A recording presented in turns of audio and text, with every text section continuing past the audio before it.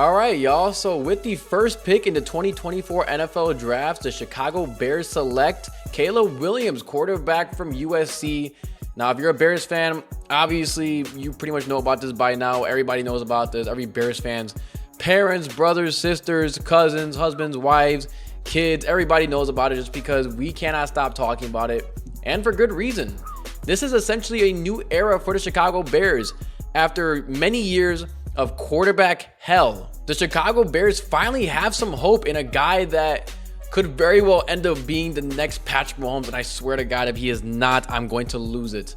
I mean, at this point, right, we've had Trubisky, the past couple of years, we had Trubisky in 2017, we had Justin Fields in 2021, all of which, we've had hope that they would end up being franchise QBs, but none of which showed the hopes that Caleb Williams has. Caleb Williams, for those of you who don't watch college football, was definitely one of the better prospects coming out in the past decade or so. I would say maybe Trevor Lawrence and Andrew Luck were on that level that Caleb Williams is.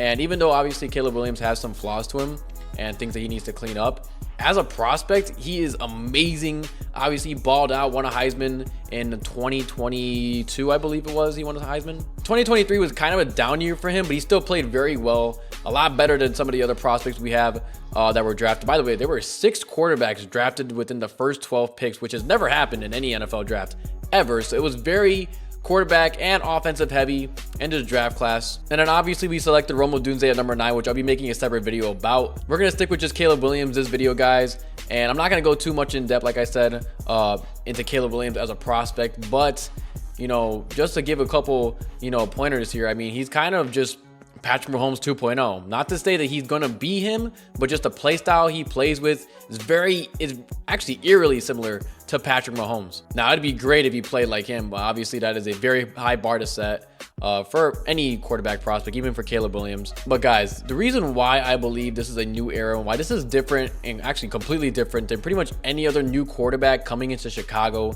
is the fact that for the first time, we are actually putting our quarterback, our rookie quarterback that is, into a team that is already built, instead of having to just throw the quarterback into a dumpster fire with a bad play caller, a bad roster where he has to just, get destroyed his first 2 years in the league and then maybe turn up in year 3.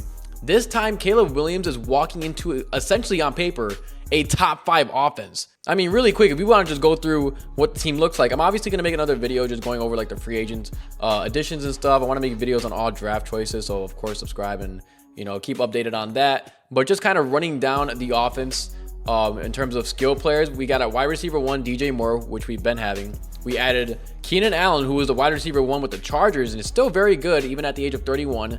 We have Rome Odunze at number 3, which we added at pick number 9. I'll make that a separate video. And then at tight end, we have obviously Cole Kmet, but he is a top 8 tight end in this league. Behind him, you got Gerald Everett, who could be starting on some teams in this league. And then at running back, you've got DeAndre Swift, who we added in free agency. You have Khalil Herbert, who's one of the more efficient running backs in this league. And Roschon Johnson, who very well could be starting on some teams. Maybe not, at that starting caliber yet, but is still a very good backup option as well. And on top of that, he's got a pretty solid O-line too. Braxton Jones at left tackle, Tevin Jenkins at left guard. You have the center, Ryan Bates, and another guy that we added from the Rams. I'm forgetting his name at the moment, even though it's not too amazing, but we do have Nate Davis at right guard and stud second-year tackle Darnell Wright. So for the first time, a rookie quarterback for the Bears is entering an amazing situation, and instead of having to go into a dumpster fire, like I said earlier about the previous draft picks, this guy is getting spoon-fed a top 5 offense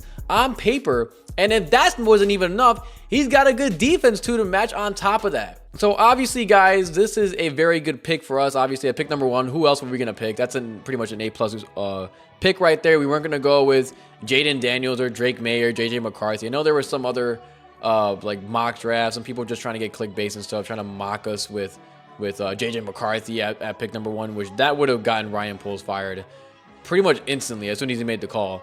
Honestly, I don't even think he would have been able to leave Hallis Hall without just getting absolutely fired for good reason. But Ryan Poles obviously made the right decision to trade Justin Fields earlier in the offseason. As much as I miss him, I still have, actually right over here on the sign y'all can't see, but I still have Justin Fields Bears jersey that I got last year for my birthday.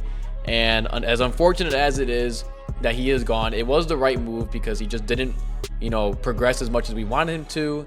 And having to pay Justin Fields a couple years later wasn't going to be the right move for us financially either. So instead, we're going to go with a cheaper quarterback who has a much higher upside than Justin Fields anyway. So like I said, I'm not going to go too much of a deep dive into Caleb Williams as a prospect. There's a lot of highlights you can watch on YouTube for that. And I'm not really much of a college football watcher. I did watch a little bit of Caleb Williams, but what I can tell you, man, is that he is just an absolutely electric playmaker. Does play a hero ball a little bit too much, but he mostly did it out of necessity. Because here's the thing with Caleb Williams, right? The difference between Caleb Williams and Justin Fields coming out of college is that Justin Fields, I believe, had 3 or 4 first-round pick wide receivers throwing the ball to in college. In his time in college, he had Jameson Williams, he had Chris Olave, Garrett Wilson, and at some point he even had Jackson Smith-Njigba, who went, I believe, like 21st overall last year.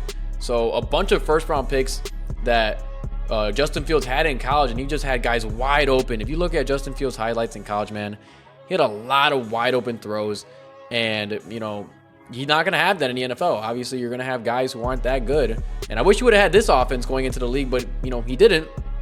And the difference between him and Caleb Williams is Caleb Williams, I think, only played with 1 first rounder, which was Jordan Addison last year, and then this year, his receivers, Brendan Rice and Taj Washington, I believe, were his top 2 options, were drafted in the 7th round. These guys were almost not even going to be drafted. I was actually hoping they wouldn't get drafted so we can just sign them as UDFAs and give Caleb Williams some familiarity with his receivers. But they ended up being 7th round pick, guys. I mean, that is a huge jump. And it's no wonder why Caleb Williams didn't really succeed as well as he did in 2022 last year, because all of his guys were gone. His O-line was mid at best. His receiving core is, whatever. Brendan Rice, I guess, has the Jerry Rice genes, being the son of the greatest wide receiver of all time and all, but he didn't have much, whereas Justin Fields had pretty much everything. And Caleb Williams, that's why it gives me a lot of confidence as to why he's going to succeed in this league, just because of the fact that Caleb Williams was able to do all that with all that less talent that Justin Fields has. And now he's walking into a situation where, obviously the NFL is a much more difficult place to play than college, but he's got a bunch of talent around him now. So there's almost no excuse for him to do good in this league. Really, the only thing that could truly stop him at this point, I believe, would be Matt Eberflus. And I'm not saying that he's the worst head coach or anything. I'm not completely out on Eberflus just yet, even though I probably said in previous videos that I am. But I am willing to give him this year to prove me wrong, and I think he's going to turn, this team around. We got Shane Waldron calling plays now instead of who was it, Luke Getsy last year. Thank God he's gone. I believe he's with the Raiders now. Unfortunate for them, but happy for us. So Caleb Williams is set up for success this year. So let me know what you guys think about that. Do you guys like the pick? I don't know if there was anybody else that wanted any other quarterback. I know some people wanted McCarthy. Some people wanted May or Jaden Daniels. Personally, I was always in the Caleb Williams trade. Pretty much as soon as the season ended, as soon as we lost to the Packers, I was just kind of like, yeah, I think it's Caleb Williams season. A lot of smoke with other quarterbacks.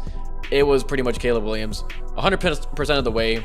Little fun fact, I believe Caleb Williams was on DraftKings negative 20,000 to go first overall. So if that wasn't a lock enough, I don't know what is. There were people at the last check-in trying to say that Jaden Daniels is going to go to the Bears.